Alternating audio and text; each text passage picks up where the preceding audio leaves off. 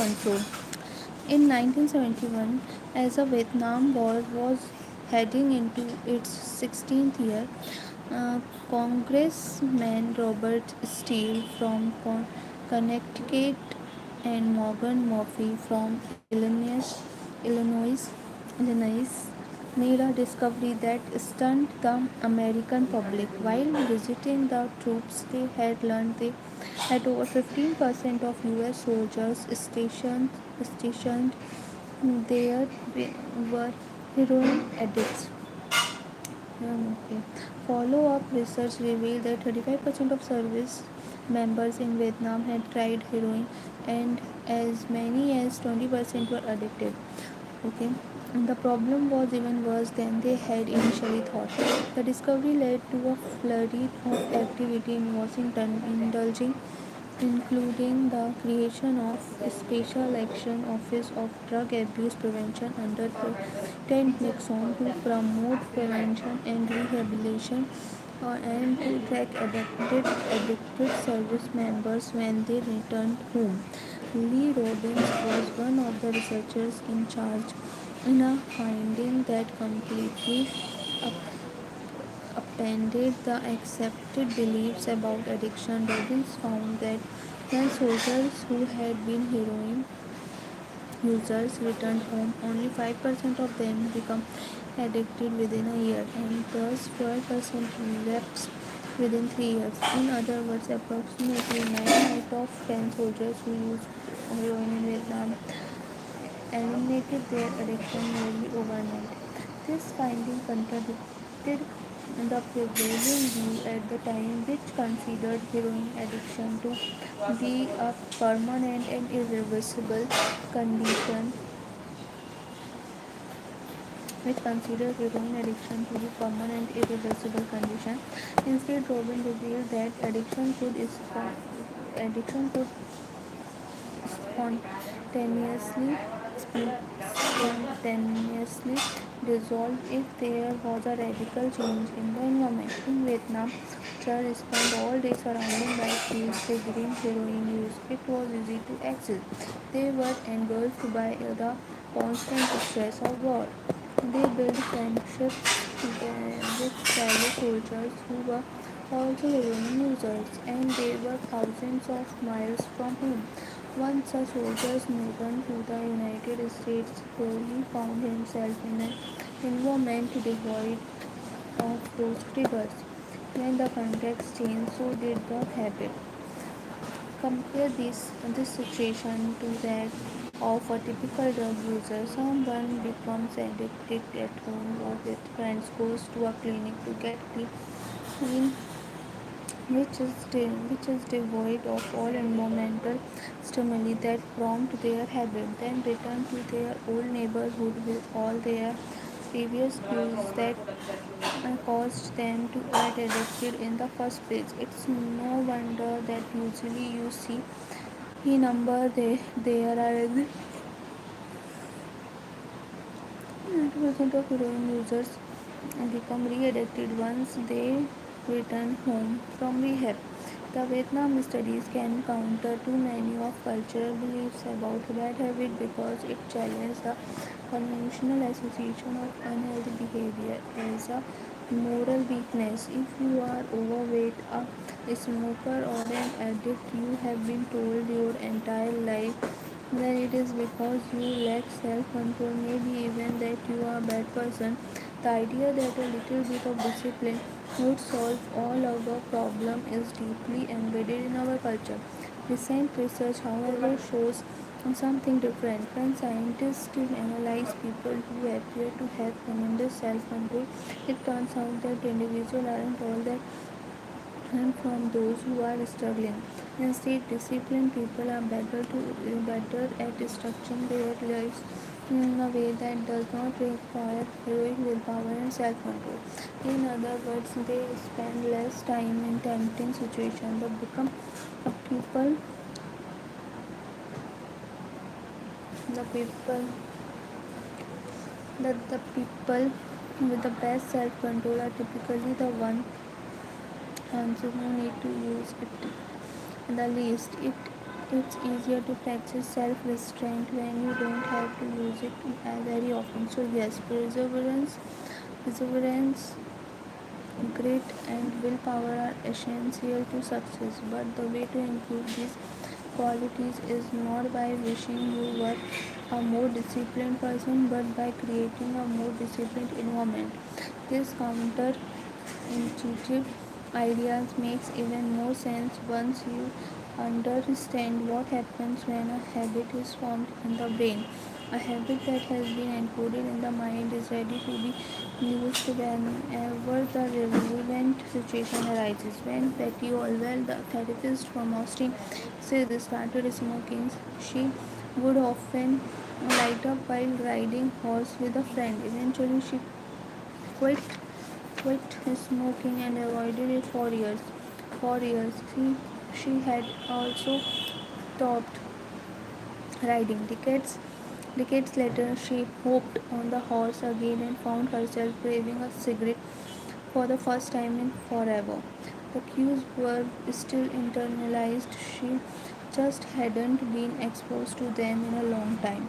Once the habit has been encoded, the urge of act follows whenever the environmental cues reappear. This is one reason behavior change techniques can backfire.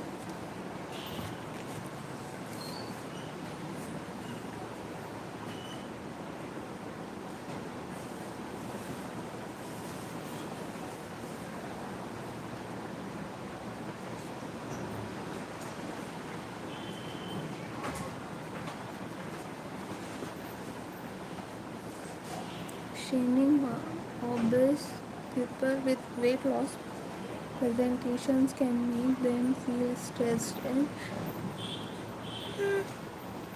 as a result, many people return to their favorite coping strategy, over overeating.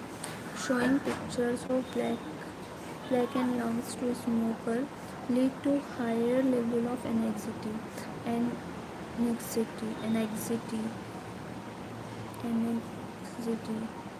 which drives many people to reach for a cigarette. If you are not careful about use, you can cause the very behavior you want to stop. Bad habits are autocatalytic. The process feeds itself. They foster a feeling they try to numb. You feel bad, so you eat junk food. Because you eat junk food, you feel bad. Watching television makes you feel sluggish, so you watch more television because you don't have the energy to do anything else. Worrying about your health, making you feel anxious, which cause you to smoke, which cause you to smoke too easy, more anxiety, which makes your health even worse, and soon you're feeling more anxious. It's a downward spiral, a runaway train of bad habits. Researchers refer to the phenomenal cue indicating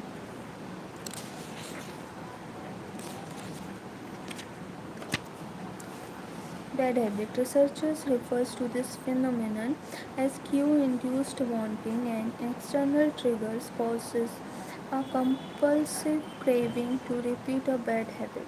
Once you notice something, you begin to want it.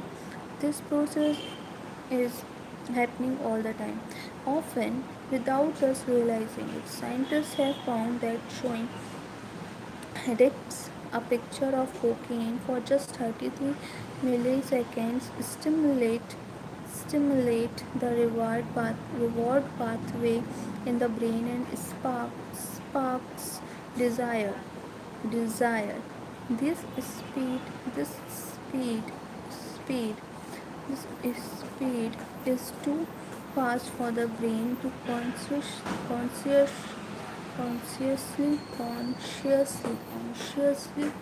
register. Brain to consciously register. The addicts couldn't even tell you what they had seen, but they craved the drug all the same. Here is a punchline: you can break a habit, but you are unlikely to forget Once the mental groups of habits have been craved into your brain, they are nearly impossible to remove entirely, even if they go on unused for quite a while.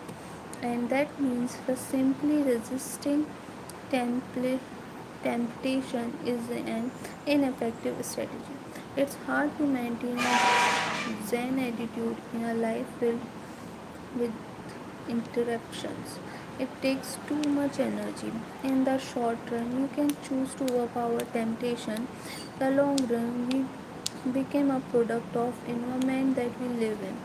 To put it bluntly, I have never seen someone consistently stick to positive habits in a negative environment.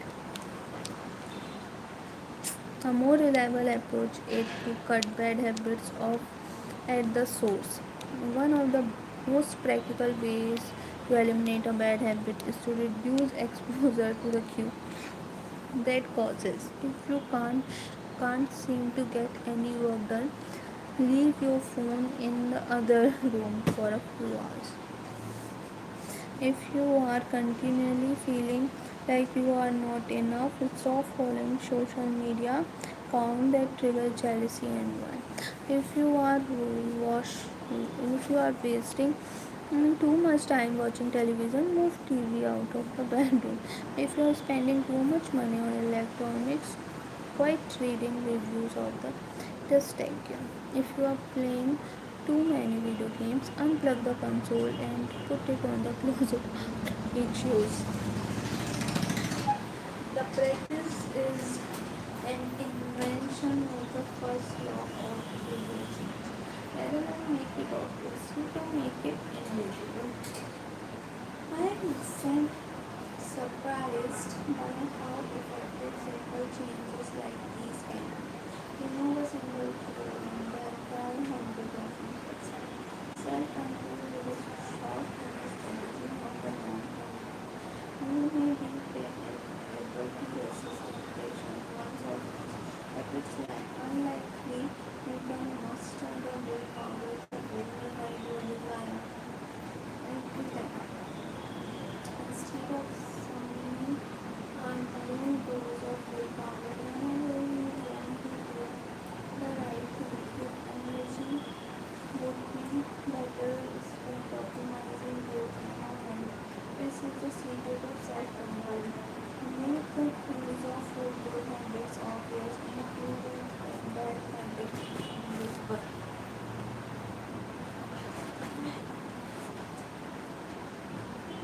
This is one reason first of creators once habit is automatic to the power. People understand self-control simultaneously. It's easier to avoid temptation than resist it. One of the most popular ways to eliminate a bad habit is to reduce exposure to the habit. Self-control is a short-term stagnation to long-term.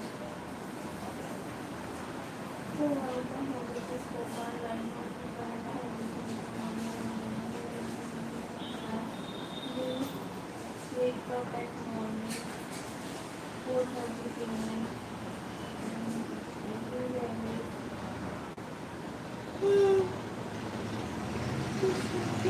and when you remove and you feel you are make it effort to make it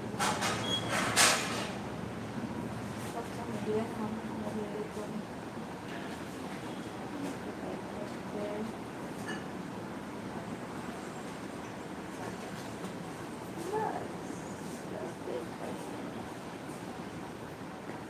does this filter create wait